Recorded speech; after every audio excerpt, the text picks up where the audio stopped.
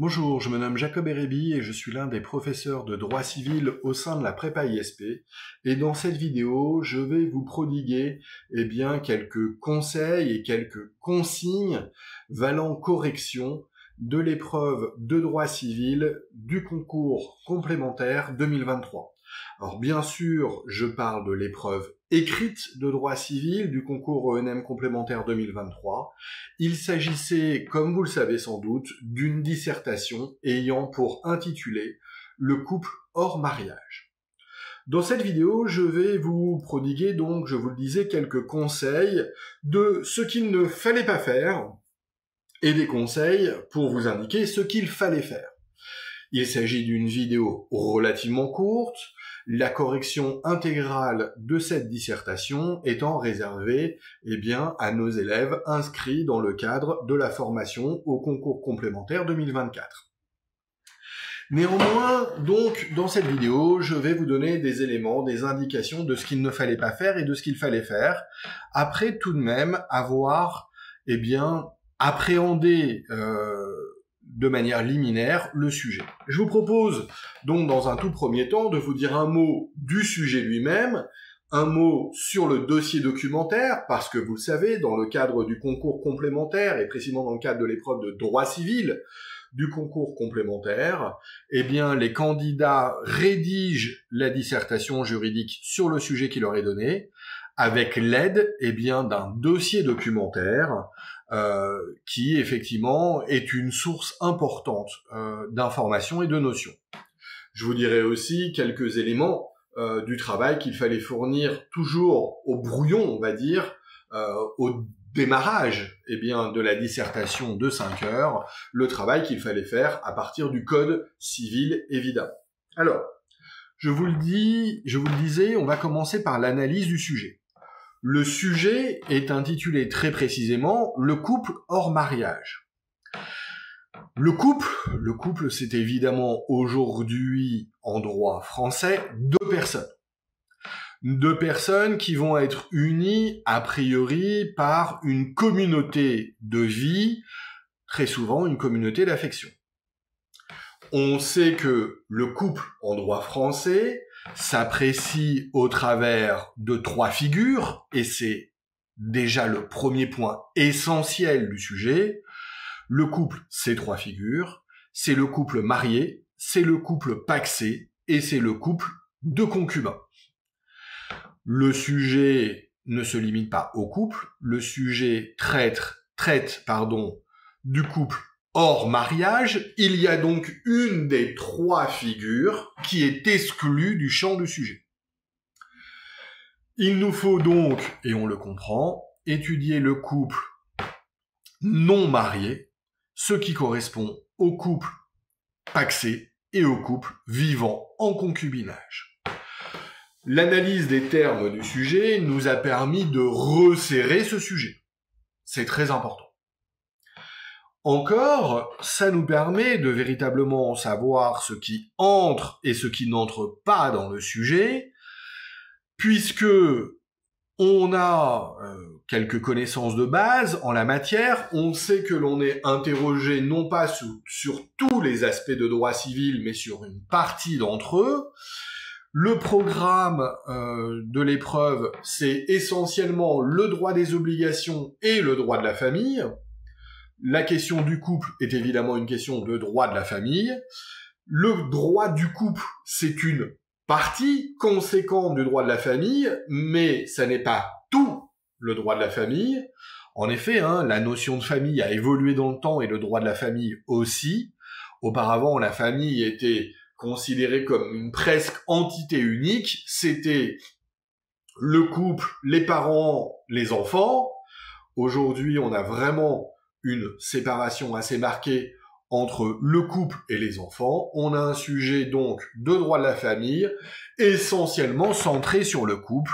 On a resserré à nouveau le champ de notre intervention, le champ des connaissances que l'on va mobiliser. Alors on va pas se tromper. Ça nous arrivera dans notre dissertation de parler du mariage, à titre de comparaison. Ça nous arrivera sans doute dans notre dissertation de parler du couple parental, parce que le propos n'est pas complètement exclu, mais on n'est pas sur une dissertation sur le couple parental et encore moins sur une dissertation sur le couple marié. Donc si on l'envisage, si on envisage ces notions, c'est par effet de comparaison, par effet de précision, mais pas par effet de réflexion et de structuration. Notre réflexion, ainsi que l'organisation de notre dissertation, doit donc être concentrée sur, d'un côté, le couple de partenaires, de l'autre, le couple de concubins.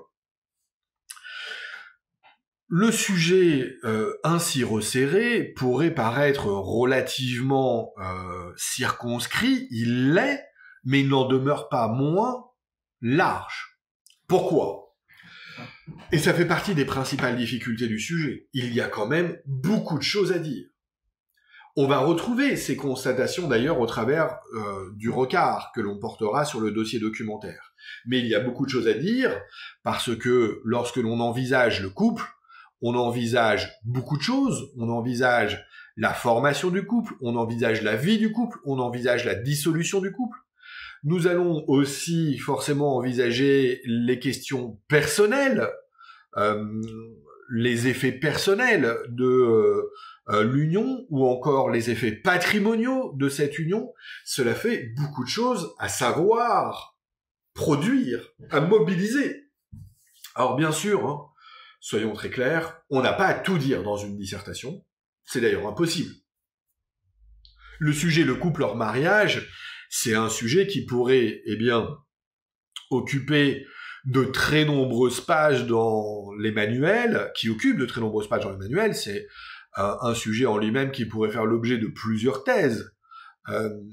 Il est évident que là, on a une dissertation de 5 heures à produire. Et même si on ne va pas tout explorer en détail, on voit que justement l'une des difficultés à laquelle on va se confronter, c'est que ce sujet étant large, il va falloir accepter de réaliser une discrimination en fonction de ses connaissances entre ce qui est essentiel à restituer et ce qui n'est pas essentiel. Comment faire cette discrimination ?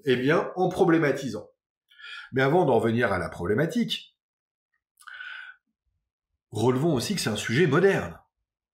C'est un sujet éminemment moderne. C'est même plutôt rare que l'on ne soit pas, dans le cadre d'une dissertation en droit civil de l'un des concours de l'ENM, dans l'idée de reproduire une grande construction, à la fois légale et ou prétorienne. Là, puisqu'on va traiter du couple de pacsés et du couple de concubins, on est essentiellement, en tout cas du point de vue de l'étude de la loi, post-1999. Avant 1999 et la loi du 15 novembre 1999, il n'y avait évidemment pas de pax. Et si le concubinage existait, il existait de manière très superficielle en jurisprudence et dans une conception très restrictive. Il est donc totalement évident à nouveau que l'une des difficultés à laquelle on va se confronter, c'est l'idée qu'il faut rentrer dans la conception très moderne du droit de la famille et résolument essayer de se poser la question des mutations du couple, maintenant que ce couple hors mariage est aussi important quantitativement que le couple marié. Tout ça, ça nous amène à la problématisation. Alors, qu'est-ce que la problématisation ? L'idée, et je le répéterai plusieurs fois dans cette vidéo, c'est que il est absolument impossible d'espérer avoir une note correcte, honnête, à la dissertation de droit civil du concours de l'ENM complémentaire, sans que soit mise en avant votre réflexion. La simple restitution, récapitulation, récitation des connaissances est absolument insuffisante. Sont absolument insuffisantes.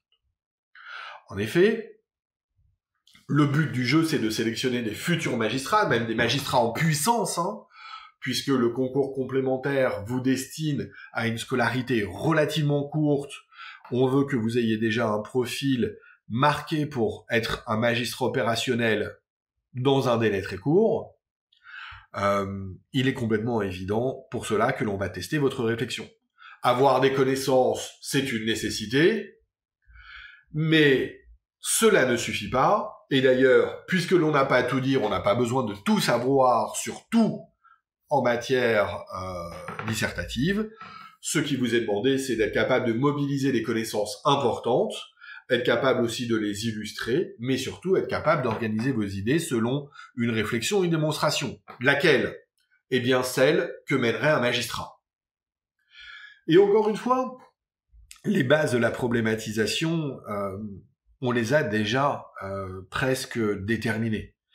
Il y a deux choses à relever. D'abord, dans l'intitulé, le couple hors mariage. Le sujet, c'est pas le couple. Le sujet, c'est le couple hors mariage. Il y a quand même donc l'idée d'un effet comparatif. Je vais prendre le couple hors mariage, c'est pas seulement un effet d'exclusion, c'est pas seulement l'idée de dire vous ne me parlerez pas dans le fond du couple marié, c'est aussi l'idée de que peut-on dire du couple de partenaires et du couple de concubins, quelle est la place de ces couples au sein du droit du couple, en comparaison à la place traditionnellement extrêmement conséquente du couple marié. Il y a dans l'intitulé un effet de comparaison. Même si les mariés sont exclus en propre, ils vont nous servir de point de base. Et d'ailleurs, j'entame la question du dossier documentaire, c'était le deuxième point. Le dossier documentaire était assez original cette année. Au fur et à mesure des années, on voit que les dossiers documentaires peuvent prendre différentes formes. Parfois, ils ont été extrêmement utiles, parfois, ils ont été assez inutiles. Parfois, ils étaient très complets et permettaient de se figurer des éléments qui devaient figurer dans la dissertation en général. Parfois, ils ne traitaient que d'un petit point. Parfois, ils étaient exclusivement jurisprudentiels. Parfois, comme cette année, ils étaient exclusivement doctrinales. Un dossier documentaire relativement court, un dossier documentaire qui ne comprenait que deux documents de doctrine, deux documents qui laissaient la part belle à deux éléments. Deux éléments liés. Premier élément, qu'est-ce que c'est que le couple hors mariage ? C'est un couple qui concurrence le couple marié. Et donc, de nouveau, on retrouve sur cette idée de problématisation de quelle est la place du couple hors mariage dans notre droit par rapport au couple marié. Et le deuxième élément, qui est intimement lié, mais cette fois-ci un peu plus pratique, c'est comment faire son choix et pourquoi faire ce choix-là entre le couple de concubins, le couple de pacsés, encore une fois, par rapport à ceux qui font le choix du mariage. On a donc, à la fois dans l'intitulé et dans le dossier documentaire, une très belle orientation de la problématisation.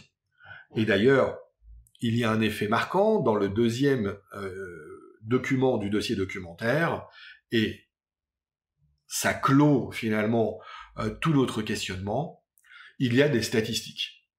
Les statistiques de qui choisit quoi comme couple, quel est le nombre de PACS qui se forment chaque année, etc.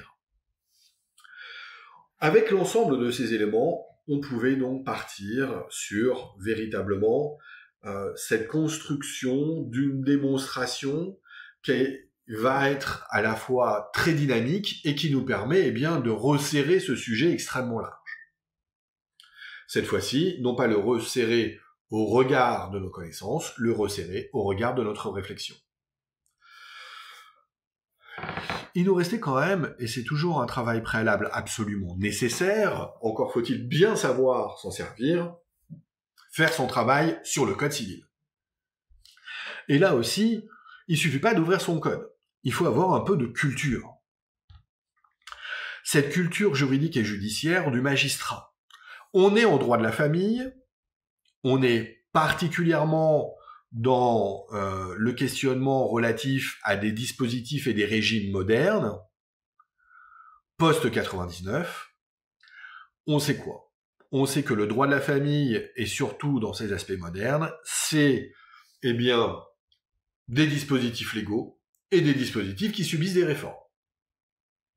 On n'oublie pas que, sans parler de réforme aiguë du législateur, et là aussi d'ailleurs c'était présent dans le dossier documentaire, on est dans une matière qui subit beaucoup de réformes au cours des 50 dernières années, là où elle était extrêmement stable pendant 2 siècles ou presque.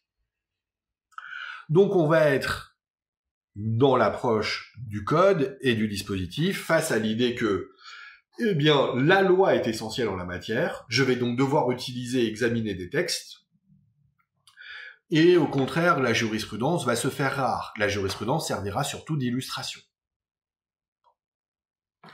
Si on ajoute à ça le fait que donc le dossier documentaire comprend 2 documents, que le premier document est un document de comparaison entre les formes de couple, le deuxième document est un document un peu plus moderne, un peu plus statistique, et un document qui nous met en évidence des points d'inflexion, des points de détail, comme la question de la fidélité, etc. On a, avec l'appui du Code civil, eh bien déjà, beaucoup d'informations sur le droit existant. Maintenant, on va être très clair. Même s'il n'y a finalement pas beaucoup d'articles sur le PACS, et évidemment très peu d'articles, un au principal définissant le concubinage, il est hors de question de passer 1 heure à lire son code. 1 heure, c'est à peu près le temps que l'on va mettre pour analyser le sujet, regarder le dossier documentaire, faire le travail sur le Code civil, très correctement déterminer sa problématique et son plan détaillé. Voilà. On expliquera en cours, bien évidemment, comment procéder aux étapes de construction et de rédaction de la problématique et de construction et de rédaction du plan, même si à la fin de cette vidéo, je vais vous proposer, eh bien, un tel plan. Je vous ai dit, ce qu'il ne fallait pas faire et ce qu'il fallait faire vont être envisagés ensemble. Ce qu'il ne fallait pas faire, je peux vous le dire de manière très claire, ceux qui sont arrivés sans connaissance propre, ceux qui ont cru que le dossier documentaire suffisait en termes d'éléments de connaissance, le dossier documentaire et le Code civil, d'ailleurs, ceux qui se sont limités à recopier le dossier documentaire, le résumant parfois, plus en ajoutant quelques touches, eh bien, du Code civil, ceux-là n'ont pas pu avoir une bonne note. C'est complètement évident, ça n'était pas un travail suffisant. On ne devient pas magistrat par hasard, on ne devient pas magistrat avec l'idée que on passe un examen facile. Il fallait donc produire, encore une fois, et on va le voir, de la technique et de la méthode. Dans la même veine, ceux qui espéraient seulement réciter en faisant un plan catalogue, un plan de manuel, un plan extrêmement descriptif, et il y en a eu, eh bien ceux-là aussi ont été très mal accueillis par l'examinateur. Les plans grand 1, le concubinage grand 2, le PACS ou l'inverse, c'était complètement évident qu'ils allaient être sévèrement sanctionnés. Un plan à prohiber de manière absolue, zéro réflexion. On n'est pas là pour, encore une fois, sélectionner des gens qui sont capables de nous réciter 4 pages d'un mémento d'Alloz. Manuel à prohiber, manuel que je conseille souvent à mes étudiants à la fac, manuel que j'ai moi-même consulté longuement quand j'étais étudiant, c'est pas un manuel pour préparer le concours complémentaire, évidemment. Enfin, il y en a qui ont été sanctionnés pour une mauvaise gestion du temps, un mauvais équilibre de la copie. Ça, c'est souvent un manque d'entraînement préalable qui l'explique. Il y en a qui se sont laissés absolument déborder par le travail au brouillon, qui ont rédigé des parties totalement disproportionnées, même s'il n'y a pas un équilibre parfait à donner à sa copie, ça dépend de ce que l'on va construire comme raisonnement. Il est complètement évident aussi qu'on ne peut pas tolérer que la deuxième partie, comme ça a été le cas pour certains, fasse 1 page ou 1 page et demie. Ça n'est pas possible. Voilà. Donc, à contrario, qu'est-ce qu'il fallait faire ? Pour éviter de se limiter à recopier ou à réciter, il faut respecter une certaine méthode. La méthode de la dissertation ENM. La méthode, encore une fois, de la démonstration du point de vue du juge. C'est le juge qui va mettre en œuvre la loi, c'est le juge qui va devoir prendre en considération les effets de la réforme et l'esprit à la fois de la loi et des réformes. c'est le juge aussi qui va les concrétiser, qui va les appliquer au cas d'espèce. C'est tous ces éléments-là qu'on vous demande. Il y avait moins à faire, par exemple, sur l'état civil des pacsés et des concubins. Alors là, pour le coup, il n'y a rien à dire. Il y avait moins à, évidemment, envisager sur l'état civil des pacsés ou autres éléments de formation du concubinage par rapport aux questions, bien évidemment plus contentieuses, eh bien, des droits et obligations pendant la vie du couple, et davantage encore sur la dissolution du couple, qui elle-même peut avoir un aspect contentieux plus important que sa formation. Vous voyez, le regard du juge va vous amener sur les problématiques qui sont juridiques. On va quand même parler de la formation du couple, mais on va mettre l'accent, notamment pour les exemples, sur l'intervention du juge, et cela nécessite d'envisager davantage les aspects contentieux. Tout ça, ça s'apprend. Ça se travaille. Il faut y penser. On candidate par ce concours pour devenir magistrat. Ceux qui vont nous corriger sont, pour la très grande majorité, des magistrats. L'idée, c'est que des magistrats vous reconnaissent comme un des leurs. Voilà, c'est cet effet simiesque, que je dirais, important d'un point de vue méthodologique. Qu'est-ce que ça fait un magistrat? Ça part des définitions. Ça fait une problématique qui est nécessairement contemporaine et moderne, parce que la question de savoir est-ce que le couple hors mariage c'est bien ou c'est pas bien, un juge ne se la posera jamais. Et là aussi, se tromper sur la problématique qui consiste à se demander quelle est la place dans le droit du couple hors mariage par rapport au mariage, c'est très différent de se dire est-ce que c'est bien qu'on ait reconnu des couples hors mariage dans notre droit aujourd'hui. Un magistrat se demandera pas ça. Il fallait faire un plan efficace en vue de répondre à cette problématique, un plan reposant sur une démonstration cohérente, logique, mettant justement en exergue eh bien, ce regard tout à fait particulier du juge. Voilà. Et comme on l'a dit, dans ce qu'il fallait faire, il fallait dépasser le dossier documentaire pour s'attacher au texte et inclure la jurisprudence. Voilà, en théorie, je pourrais m'arrêter là. Je l'ai dit, la réservation complète, la correction complète de cette dissertation, je la réserve aux élèves de la prépa 2024. Néanmoins, j'ai toujours du mal à ne pas donner davantage d'éléments. Alors, permettez-moi juste, évidemment, je ne vais pas rentrer dans le détail, ni de la formulation de la problématique, ni du contenu de la dissertation, mais l'idée, c'était d'avoir un plan qui était à la fois équilibré et démonstratif. On pouvait remarquer une chose, c'est que la caractéristique première du couple hors mariage, c'est que, a priori, il met en évidence l'idée que, davantage que dans le mariage encore, même si la liberté matrimoniale est essentielle, eh bien, il y a une liberté de s'unir et de se désunir hors mariage plus puissante qu'en matière de mariage, qui a d'ailleurs inspiré les évolutions du mariage. Vous voyez, on est dans l'effet comparaison, donc une liberté franche de s'unir et de se désunir hors mariage. Néanmoins, cette liberté n'est pas absolue, et le droit fournit un encadrement, et l'encadrement, il est évidemment nécessaire, surtout dans l'aspect vie du couple. Dans l'aspect juridique, ce qu'on appelle les effets de l'union hors mariage. Et là aussi, on peut faire des comparaisons avec le mariage. L'idée, ça serait de dire que la liberté est donc extrêmement forte en matière d'union, que la désunion, elle aussi, est assez libre, même si elle est sur la surveillance potentielle des institutions de l'administration et du juge, avant de montrer dans la deuxième partie que il est nécessaire d'encadrer les effets de l'union hors mariage. Comparativement au mariage, eh bien cet encadrement, il est d'abord fondé sur la volonté, mais il y a là aussi une certaine idée de garde-fou, de limite. Il y a quand même des dispositifs légaux qui sont de plus en plus importants, notamment, je vous rappelle que le Pacs de 99 avait déjà été réformé en 2006, et puis je vous rappelle que le juge est intervenu de manière ponctuelle pour, énoncer des principes en l'absence de loi permettant de déterminer certains aspects de la vie du couple hors mariage. Voilà. On a bien cette idée, encore une fois, que la méthode est au cœur de cette dissertation. C'est du point de vue du juge, un juge a priori qui n'est pas très présent, quoique il peut l'être même parfois de manière essentielle. Vous voyez, c'est très progressif comme analyse. Voilà.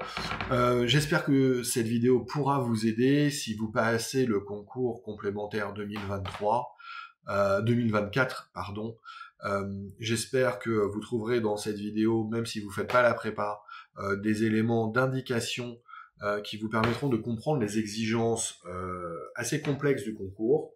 Et puis, si vous avez passé le concours 2023 et que malheureusement vous n'avez pas réussi, j'espère que cette vidéo vous aura aidé aussi à déterminer ce qui allait, ce qui n'allait peut-être pas dans ce que vous avez produit. Voilà. Je vous remercie de votre écoute et au nom de toute l'équipe de la prépa ISP, je vous souhaite bon courage.